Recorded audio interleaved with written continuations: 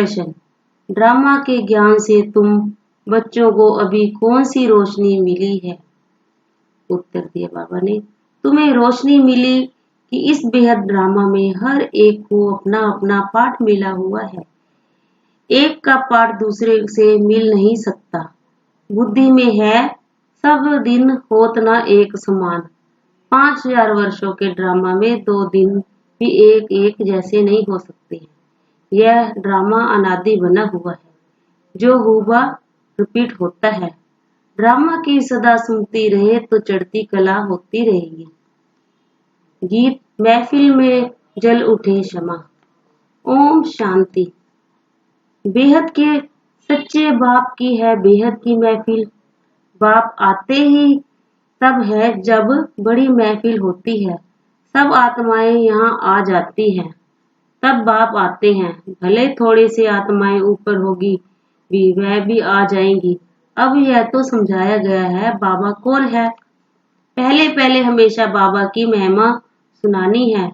वह सच्चा बेहद का बाप है, बेहद का सच्चा शिक्षक है, बेहद का सच्चा सतगुरु है।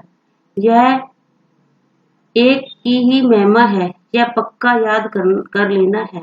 नाम भी हमेशा शिव बाबा का लो। जब गिनती करते हैं तो बिंदी को शिव भी कहते हैं, तो बेहद का बाप शिव है, वह है बेहद का शिक्षक। हमको सृष्टि के आदि मध्य अंत तीनों कालों की समझ ज्ञानी देते हैं। हिस्ट्री और जाग्राफरी होती है ना। सतयुग में कौन राज्य करते थे, कितने इलाके पर करते थे? तुम कहेंगे कि सतयुग में देवी देवताएं सारे विषय पर राज्य करते थे। दिखलाया जाता है ना, कौन कहाँ राज्य करते थे। जैसे बड़ौदा वाले बड़ौदा पर राज्य करेंगे, यहाँ तो टुकड़े टुकड़े हैं, वहाँ ऐसे नहीं है। वहाँ है सारे विषयों के मालिक और कोई धर्म नहीं होता। बाकी राजाएं क्यों नहीं होते? हर एक को अपना वर्षा मिलेगा। पहली पहली मुख्य बात है ऊंच ते ऊंच शिव बाबा, जो सच्चा बेहद का बाप, बेहद की शिक्षा देने वाला है, जो सृष्टि के आदि मध्य अंत को नॉलेज समझा कर त्रिकालदर्शी बनाते हैं।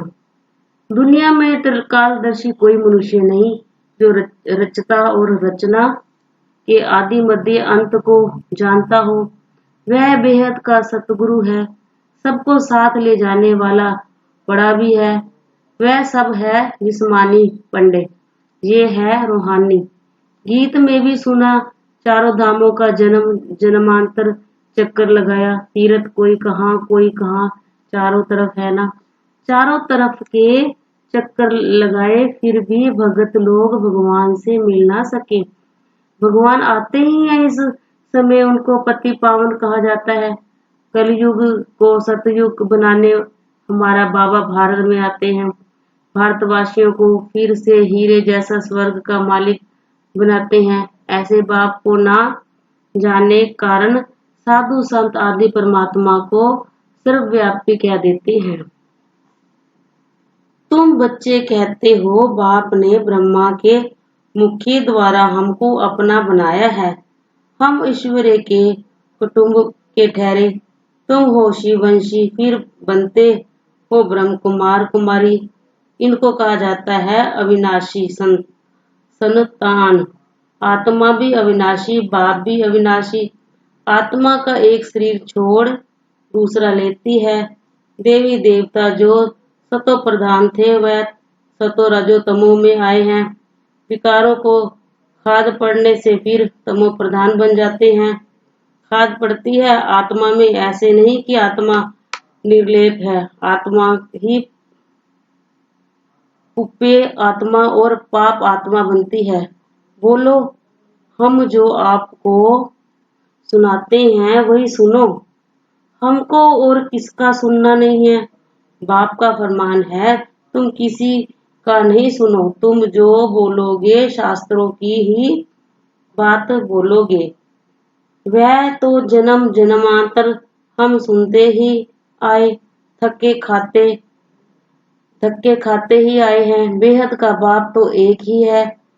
हम ऐसे बाप की सुनेंगे।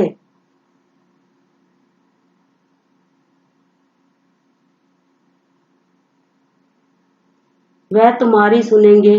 हम आपको सुनाने वाले हैं ना, कि सुनने वाला समझाना है। प्रजापिता ब्रह्मा के इतने ब्रह्म कुमार कुमारियां हैं तो जरूर भाई बहन ठहरे।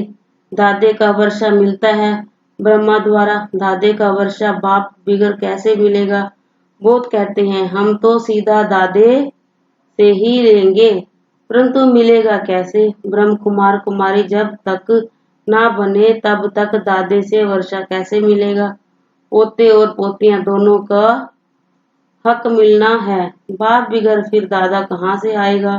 पहले पहले है बाप का परिचय। वह गीता का भगवान, बेहद का सच्चा बाप, बेहद की शिक्षा देने वाला है।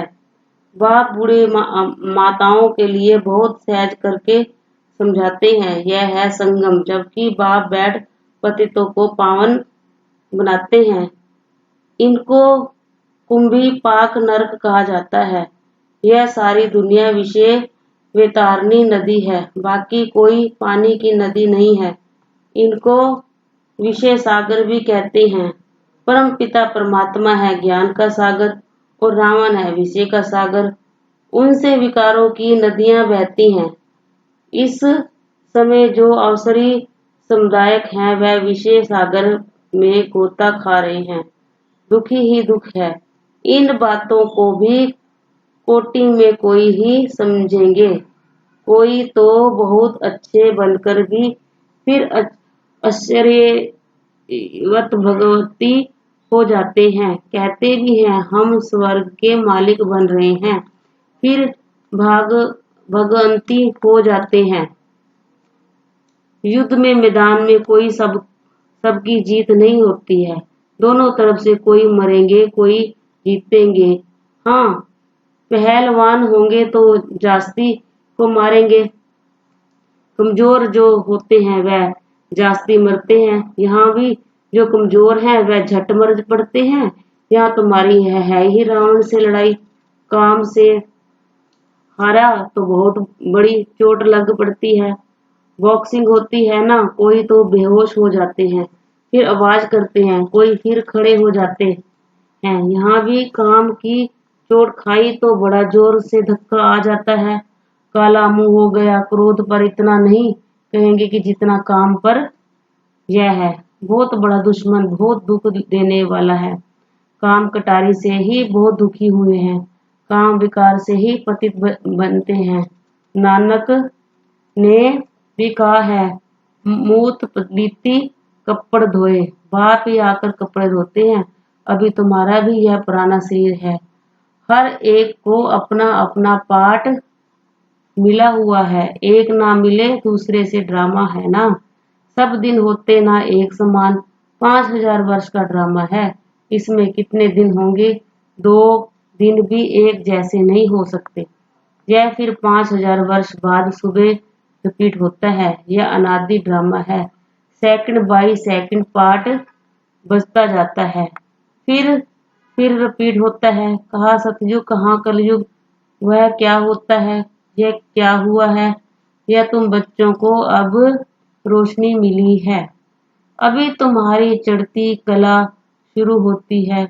बाप कहते हैं, हे दान तो छूटे ग्रहण। विकारों का सीधी सी बात है। बाप तुम्हारे विकारों का दान लेते हैं, फिर उनके बदले में देखो तुम क्या देते हो। तुम कोडियां देते हो, बाप तुम्हें ज्ञान रत्न देते हैं। बाप को कहा भी जाता है रत्नगर सुदागर।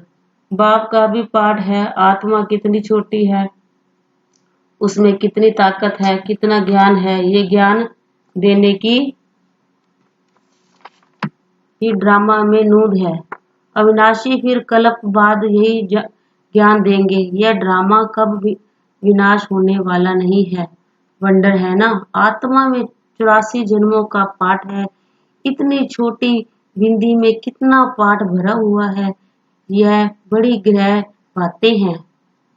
तो पहले पहले बाप का परिचय देना है। वह रूप भी है, बसंत भी है, निराकार आत्मा जरूर मुख से ज्ञान सुनाएगी, कानों से आत्मा सुनेगी नहीं, तो ज्ञान सागर कैसे ज्ञान सुनाएंगे। जरूर ब्रह्मा मुख से सुनना पड़े। विष्णु व शंकर तो ज्ञान दे ना सके। ज्ञान का सागर कहाँ ही जाता है एक निराकार को। उनसे तुम ज्ञान गंगाएं बनती हो, सागर तो एक है ना। बाप ही ड्रामा के आदि मध्य अंत के नॉलेज देते हैं। सतयुग में सूर्यवंशी रजाएं थी, 8 बादशाही चली, फिर वही सूर्यवंशी चंद्रवंशी बनते हैं। यह ज्ञान तुम ब्राह्मणों में ही है। तुम हो मुख वंशावली ब्राह्मण। बाप सबका एक है, वह ब्राह्मण है। कुछ वंशावली, तुम हो मुख वंशावली। वह जिस्मानी यात्रा कर फिर घर लौट आ जाते हैं। हमारी एक ही यात्रा है, एक ही बार यह अमरलोक की यात्रा करते हैं, फिर लौट कर इस सतयुग में आना नहीं है। अमरलोक स्वर्ग को कहा जाता है। वहां कोई यात्रा होती नहीं, वहां भक्ति भी नहीं। यह है ब्रह्मा की रात, जिसमें भक्ति के थक्के हैं। चारों तरफ फेरे लगाए परंतु हरदम दूर रहे। स्वर्ग का मालिक बनाने वाला बाप नहीं मिला। तुम पुकारते हो, हे पति पावन, आओ आकर पावन बनाओ। फिर तुम गंगा स्नान करने क्यों आ जाते हो? वह तुम्हें पावन कैसे बनाएंगी? अगर गंगा से पावन हो सकते हो तो पति पावन को क्यों बुलाते हो? कितने लाखों आदमी जाते हैं गंगा स्नान करने। पति पावन स्वर्ग का सतगति दाता एक है, बाकी हैं भक्ति के धक्के। तो युक्ति से प्रश्न पूछना चाहिए तो समझेंगे। यह तो बड़े कायदे से पूछते हैं। जबकि एक पति पावन को बुलाते हैं तो फिर अनेकों के पास धक्के क्यों खाते हैं? बाप कहते हैं, मैं आता ही हूँ तुमको पावन बनाकर स्वर्ग का मालिक बनाने, तो अंदर में मैं बहुत खुशी होनी चाहिए। बाबा हमको पावन बनाकर स्वर्ग का वर्षा दे रहे हैं। लक्ष्मी नारायण बरोबर स्वर्ग के मालिक थे। उनको बॉबी से वर्षा मिला था, उनको बाबा से वर्षा मिला था। तुम यह भी पूछ सकते हो कि यह जो लक्ष्मी नारायण स्वर्ग के मालिक थे तो जरूर उन्हीं की प्रजा भी होगी। सतयुग आदि में तो था ही उनका राज्य। अभी तो संगम पर बैठे हो, यहाँ तो प्रजा का प्रजा पर राज्य है। विनाश भी सामने खड़ा है। कलप कलप संगम युगे बाप आते हैं। बाप ही आकर सहज राजयोग सिखाते हैं। तुम जीवन मुक्ति पाते हो, बाकी सब मुक्ति में जाएंगे। भारत सुख धाम था ना, अब तो दुख धाम है। देवी देवता धर्म तो है नहीं, फिर स्थापना होनी है। तुम बच्चे राजयोग की शिक्षा लिए राज्य भागी ले रहे हो, कांटे से फूल बन रहे हो। यहाँ तो सब कांटे हैं, एक दो को कांटा लगाते अर्थात काम कटारे चलाते रहते हैं। अब बाबा फूल बनाते हैं तो कांटा लगना थोड़ा है देना है, हिम्मत रखनी है। हिम्मत वाले भी खड़े हो जाते हैं। बाबा देखते हैं इनकी हिम्मत अच्छी है, कभी गिरेंगे नहीं, तो ऐसे हिम्मत वाला को शरण भी दे देते हैं। परंतु ऐसे नहीं कि फिर पति व बच्चे आदि आकर याद पड़े। शुरू में भट्ठी थी, भट्ठी में भी सब ईंट तो पक्की नहीं है। यहाँ भी ऐसे ही नंबरवार पुरुषार्थ अनुसार पक कर तैयार होते हैं। बाप कहते हैं, यह ज्ञान यज्ञ में अनेक प्रकार के विघ्न पड़ते ही रहेंगे। कल्प पहले मुआफिक कोई कोई नफरमान वरदान बच्चे भी हैं जो बाबा का कहना कभी मानेंगे नहीं, रूठ पड़ेंगे। गोया अपनी तकदीर से रूठते हैं, फिर ऊंच तकदीर बनती ही नहीं है। देह अभिमान के कारण अपनी मत पर चलने लग पड़ते हैं। कदम कदम श्रीमत पर चलना चाहिए। श्रीमत देते हैं ब्रह्मा द्वारा, ऐसे थोड़ा है कि प्रेरणा द्वारा किसको मत देंगे। अगर ऐसे होता तो फिर इनमें आकर इतने बच्चे पैदा करने की दरकार ही क्या अच्छे अच्छे पुराने बच्चे समझते हैं हम तो शिव बाबा से सीधा ही लेंगे। देह अभिमान बहुत है तो यह पक्का याद कर लो, हमारा सच्चा बेहद का बाप बेहद का वर्षा देने वाला है। बेहद का वर्षा माना नर से नारायण बनाने वाला। वहाँ हेल्थ वेल्थ दोनों हैं तो खुशी रहती है। यहाँ किसको हेल्थ है तो वेल्थ नहीं है, किसको वेल्थ है तो हेल्थ नहीं है। बच्चा पैदा ना हो तो दूसरे का लेना पड़े। वहाँ यह सब बातें होती नहीं, वहाँ तो एक बच्चा जरूर होगा। यह है दुखधाम, रावण से दुख का श्राप मिलता है, बाप आकर वर्षा देते हैं। दुखधाम रावण से दुख का श्राप मिलता है, बाप आकर वर्षा देते हैं। यहाँ तुम बच्चों का मुख रोज मीठा किया जाता है। सेंटर्स पर तो गुरुवार के दिन मुख मीठा कराते होंगे। यहाँ तो कान भी मीठे किए जाते हैं, मुख भी मीठा किया जाता है। आत्मा कानों से अविनाशी ज्ञान सुनती है, नैनों से देखती है, मुख से खाती है तो उनका स्वाद आता है। आत्मा अभिमानी बनना पड़ता है ना। अच्छा, मीठे मीठे स्किल दे बच्चों प्रति माता पिता बाप दादा का याद प्यार। गुड मॉर्निंग रूहानी बाप की रूहानी बच्चों को नमस्ते। हम रूहानी बच्चों की रूहानी बाप दादा को दिलवे जान से शिकवा प्रेम से श्रद्धा भरी नमस्ते नमस्ते नमस्ते जी बाबा। धारणा के लिए मुख्य सार, फूल बनकर सबको सुख देना है, किसी को कांटा नहीं लगाना है, कभी भी बाप की अवज्ञा नहीं करनी है, रूठना नहीं है। पॉइंट 2, कदम कदम बाप की श्रीमत पर चलना है, अपना मत नहीं चलानी है। देहाभिमान में आकर नफरमान वरदान नहीं बनना है।